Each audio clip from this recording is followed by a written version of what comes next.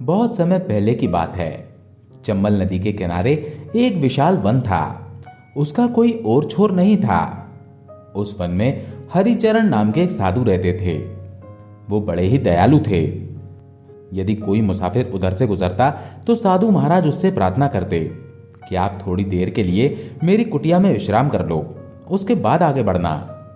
अक्सर यात्री उनकी इस प्रार्थना को मान लेते और उनकी कुटिया में आराम भी करते। इसके बाद राहगीर उन्हें आशीर्वाद देते हुए अपने रास्ते चले जाते। इस तरह से साधु महाराज उस वन से गुजरने वाले यात्रियों की सेवा करते थे। उसी वन में जगीरा नाम का एक डाकू भी रहता था। उसका काम जंगल से गुजरने वाले राहगीरों को लूटने का था। अगर कोई यात्री उसे धन माल देने में तनिक भी आनाकानी करता तो जगीरा उसे मारने से हिचकता नहीं था। उसी के डर से लोग उस वन से गुजरने से पहले 100 बार सोचते थे, और अगर कोई हिम्मत करके उस वन में प्रवेश कर भी जाते तो डाकू जगीरा उन्हें लूट लेता। इस तरह से डाकू जगीरा का आतंक आसपास के सभी गांवों में फैल चुका था। एक दिन की बात है, गांव के कुछ लोग इकट्ठा हुए और वे डाकू जगीरा से छुटकारा पाने के लिए आपस में योजना बनाने लगे। उनमें से एक ने कहा, जगीरा डाकू का आतंक तो दिनों दिन बढ़ता ही जा रहा है। उससे निपटने के लिए हमें कुछ न कुछ करना चाहिए। एक ने कहा, भाइयों, संगठन में बहुत शक्ति होती है। यदि हम सब मिलकर उस पर धावा बोल दें तो कैसा रहेगा? इससे तो हम सहज ही उसे अपने कब्जे में ले लेंगे। तब हम उसकी गर्दन उड़ाकर उसे मार देंगे। विचार तो तुम्हारा बहुत ही उत्तम है, तो फिर देरी किस बात की? आज ही जगीरा डाकू पर धावा बोल दिया जाए। उसी समय सभी लोग अस्त्र शस्त्रों को लेकर वन की ओर चल पड़े। वन में पहुंचकर वो डाकू जगीरा को ललकारने लगे। कहां छुपा है डाकू जगीरा? बाहर निकल, देख आज हमें तू लूट नहीं पाएगा। आज हम तेरी मौत बनकर आए हैं। आज तू हमसे बच नहीं पाएगा। शिकार के इंतजार में झाड़ियों में छिपे हुए डाकू जगीरा ने जब इतने सारे लोगों को अपने विरुद्ध बोलते हुए देखा तो वो बुरी तरह से चौंक पड़ा और मनी मन सोचने लगा, आज अगर मैं इस झुंड के हाथों में पड़ गया तो मेरी खैर नहीं। झाड़ियों में छिपा हुआ डाकू जगीरा सोचने लगा, यहां तो ये लोग मुझे ढूंढ ही लेंगे, कहीं और छिपकर ही मुझे अपनी जान बचानी चाहिए। ये सोचकर वो वहां से उठा और दबे पांव वहां से भाग गया। जल्दी ही साधु हरिचरण की कुटिया उसे दिखाई दी। वो सोचने लगा, मुझे इस कुटिया में शरण लेनी चाहिए। जब वो कुटिया के समीप पहुंचा तो वो बहुत ही हाँफ रहा था। साधु हरिचरण ने उसे देखा और कहा, कौन हो तुम? इस तरह से हाँफ क्यों रहे हो? जगीरा ने किसी तरह से अपनी उखड़ी हुई सांसों पर काबू पाया और कहा, साधु बाबा, कुछ लोग मेरी हत्या करने के लिए वन में मुझे खोज रहे हैं, उनसे मेरी रक्षा कीजिए। बाबा ने कहा, जा तू अंदर कुटिया में जाकर छिप जा। जगीरा ने ऐसा ही किया और कुटिया के अंदर जाकर छिप गया।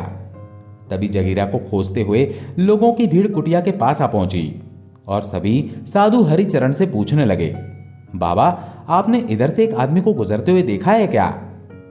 बाबा ने पूछा, तुम किस आदमी की बात कर रहे हो? लोगों ने कहा, हम जगीरा डाकू की बात कर रहे हैं साधु बाबा। उसने लोगों को बहुत सता रखा है।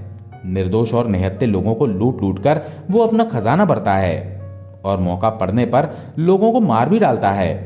आज हम उसे मारने आए हैं बाबा। बाबा ने कहा, तुम डाकू जगीरा को क्या मारोगे? वो तो पहले से ही चंबल नदी में डूबकर मर चुका है। लोगों ने चौंकते हुए कहा, क्या? यह आप क्या कह रहे हैं बाबा? डाकू जगीरा मर चुका है? साधु बाबा ने कहा, हां भाइयों, मेरे कथन पर विश्वास कर अपने अपने घरों को वापस लौट जाओ। कुटिया के अंदर छिपा हुआ डाकू जगीरा खिड़की से यह सब दृश्य देख रहा था और सोच रहा था, आज साधु बाबा के कारण मेरी जान बच गई। लोग साधु हरिचरण का बहुत ही आदर करते थे। उनकी बातों पर विश्वास करके वो लोग वहां से लौट गए। लोगों के चले जाने पर डाकू कुटिया से बाहर आया और बाबा से कहने लगा, साधु बाबा, आपने मेरे विषय में उन लोगों से झूठ क्यों बोला? बाबा ने मुस्कुराते हुए कहा, मैंने उनसे झूठ कहां बोला था जगीरा? तुम्हारे अंदर का डाकू मर चुका था, तभी तो तुम भयभीत होकर मेरे पास सहायता मांगने के लिए आए थे। जगीरा बोला, बात तो आपकी सच है बाबा। बाबा ने कहा, जगीरा, लोगों से मार काट करके उनसे धन लूटकर तुम अपना लोक परलोक बिगाड़ रहे हो। इतना सब कुछ करने पर भी क्या तुम्हारे मन में शांति है? तुम निडर होकर अन्य लोगों की तरह जीवन गुजार सकते हो? नहीं, हर समय तुम्हें यही डर लगा रहता है कि कहीं कोई तुम्हें मार ना दे। बोलो, सत्य है ना? हाँ बाबा, कुछ सोचकर जगीरा डाकू ने साधु हरिचरण से कहा, साधु महाराज, आपकी बातों ने मेरी आंखें खोल दी हैं। मैं भी अन्य लोगों की तरह निडर होकर जीना चाहता हूं। आप मुझे कोई ऐसा उपाय बताइए जिसको करने से लोग मुझे भी आपकी तरह सम्मान से देखें। मैं वचन देता हूं कि आप मुझसे जो भी काम करने को कहेंगे मैं उसे करूंगा। बाबा ने कहा, ऐसा है तो आओ मेरे पीछे पीछे। तब साधु हरिचरण समीप के ही एक पर्वत की ओर चल दिए और जगीरा उनके पीछे पीछे। पर्वत की तलहटी में पहुंचने पर साधु महाराज ने कहा, जगीरा, इन 2 पत्थरों को अपने सिर पर उठाकर पहाड़ पर मेरे पीछे पीछे चलो। जगीरा ने ऐसा ही किया और दोनों पत्थर उठाकर अपने सिर पर रख लिए और साधु बाबा के पीछे पीछे चलने लगा। 2-4 कदम चलते ही वो हांफने लगा। तब साधु महाराज ने कहा, क्या हुआ जगीरा? जगीरा ने कहा, साधु बाबा, पत्थर बहुत ही भारी हैं। बाबा ने मुस्कुराते हुए कहा, अच्छा ऐसा करो, एक पत्थर को फेंक दो। जगीरा ने एक पत्थर तुरंत ही फेंक दिया और दोबारा साधु हरिचरण के पीछे पीछे चल दिया। कुछ दूर जाने पर जगीरा ने कहा, साधु बाबा, ये अकेला पत्थर भी कम भारी नहीं है, इसे लेकर अब मैं चढ़ाई नहीं कर सकता। बाबा ने कहा, अच्छा ठीक है, पत्थर को नीचे फेंक दो और मेरे पीछे पीछे पहाड़ी पर चढ़ो। जगीरा ने तुरंत ही दूसरा पत्थर भी फेंक दिया और साधु बाबा के पीछे पीछे पहाड़ पर चढ़ने लगा। अब वो बड़ी आसानी से पहाड़ की चोटी पर पहुंच गया। वहां पहुंचकर जगीरा ने कहा, बाबा, आप मुझे यहां पर क्यों लाए हैं? बाबा ने समझाते हुए कहा, तुम्हें एक शिक्षा देने के लिए। देखो, अब तक तुम्हारे सिर पर लूटमार और हत्या रूपी 2 भारी पत्थरों का बोझ था जो तुम्हें जनप्रिय रूपी पहाड़ पर चढ़ने नहीं देता था। इसीलिए तुम एक काम करो, आज से तुम लूटमार और हत्याएं करना बंद कर दो। जिन लोगों का धन तुमने आज तक लूटा है उन्हें वापस कर दो। तब जाकर तुम भी सभी लोगों के प्रिय बन जाओगे।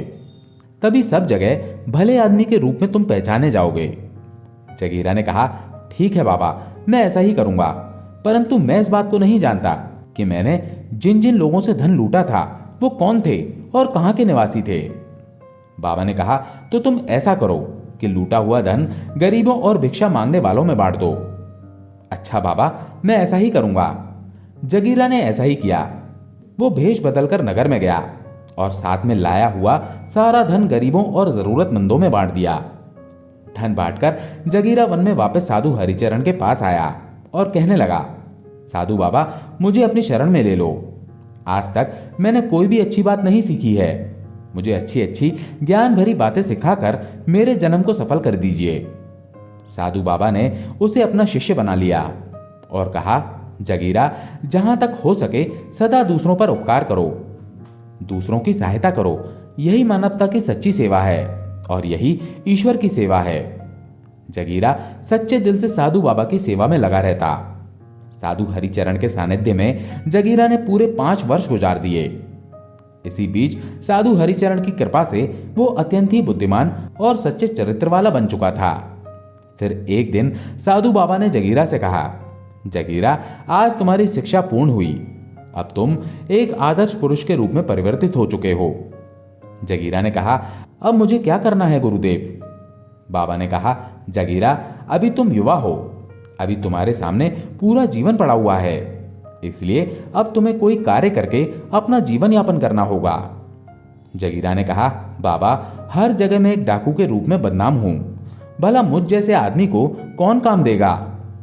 बाबा ने कहा, तुम उसकी चिंता मत करो, ये काम मैं कर दूंगा।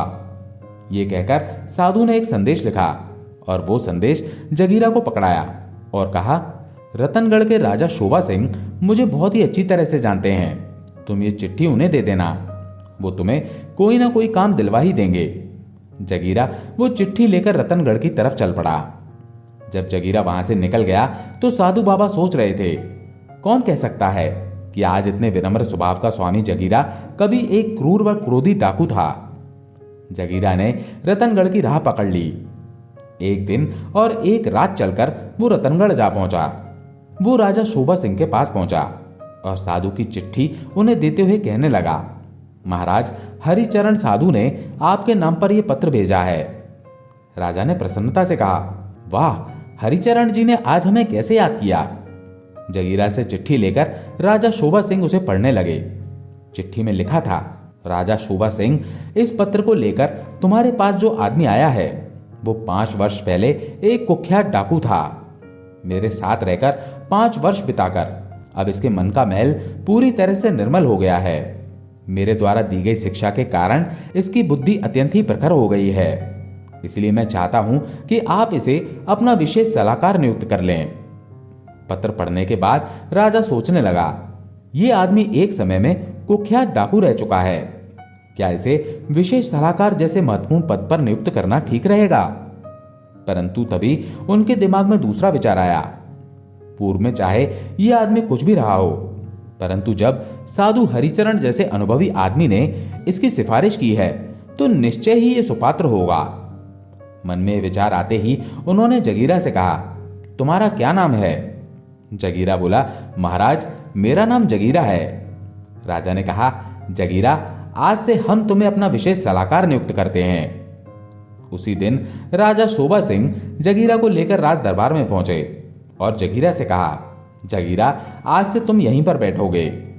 जी महाराज, कहते हुए जगीरा ने अपना स्थान ग्रहण किया ही था कि तभी कुछ लोग फरियाद लेकर महाराज के दरबार में उपस्थित हुए।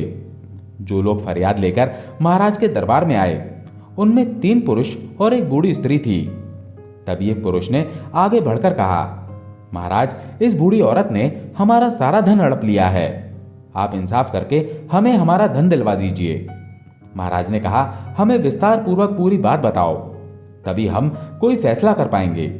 तब बूढ़ी औरत ने आगे बढ़कर कहा, महाराज, ये तीनों झूठ बोलते हैं। मैं आराम से आपको सारी बात बताती हूं, सुनिए। ये कहकर बुढ़िया ने अपनी राम कहानी सुनानी शुरू की। महाराज, ये 4 व्यापारी मित्र आपके राज्य में व्यापार करने आए थे। यहां व्यापार में इन्होंने तगड़ा मुनाफा कमाया। इससे इनके पास काफी धन इकट्ठा हो गया था। एक दिन ये चारों अपने साथ अपना सारा धन लेकर मेरे पास आए और बोले, बुढ़िया माँ, हम इस नगर में परदेसी हैं और हमारे पास काफी धन है, तुम हमारे धन की रक्षा करो। मैंने कहा, लेकिन मैं रक्षा कैसे करूंगी। इन्होंने कहा, हम तुम्हारे घर के आंगन में सारा धन गाड़ देते हैं। जिस दिन हम चारों एक साथ आकर तुमसे अपना धन मांगे, उसी दिन तुम हमें हमारा धन देना। अगर हम में से कोई एक आकर धन मांगे तो मत देना। मैंने कहा, ठीक है, ये तो बड़ा ही सरल काम है, पर बदले में मुझे क्या मिलेगा। व्यापारियों ने कहा, अम्मा, उसकी तुम चिंता मत करो, बदले में हम तुम्हें भी धन देंगे। मैंने कहा, तब तो मुझे तुम्हारी बात मंजूर है। तब इन चारों व्यापारियों ने मेरे घर में गड्ढा खोदा और धन से भरी हुई 2 बड़ी बड़ी पोटलियां उसमें रख दी और उसके बाद गड्ढे को मिट्टी से भर दिया। फिर ये चारों बोले, अम्मा, हम हर शाम को तुम्हारे यहां पर भोजन करने आया करेंगे।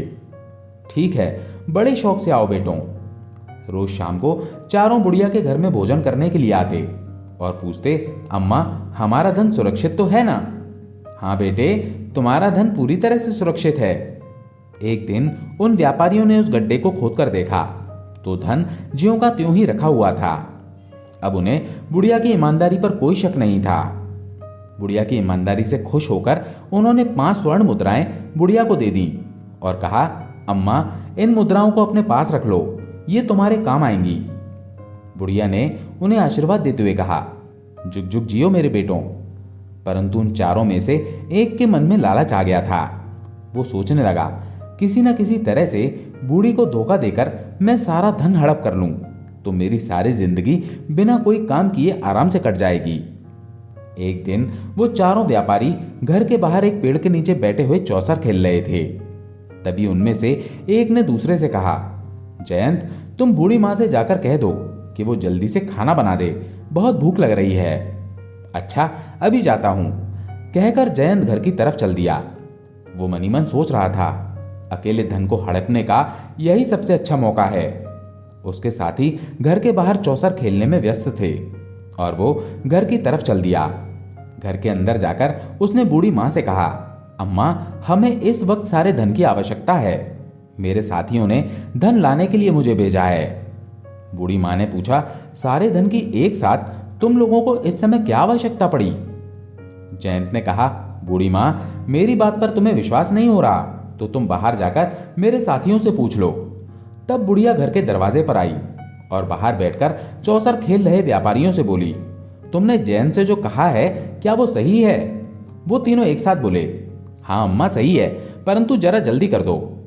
तब बुढ़िया घर के अंदर आई और बोली, तुम्हारे साथी भी तुम्हारी बात का समर्थन कर रहे हैं, इसलिए गड्ढे को खोदकर तुम अपना धन ले जा सकते हो।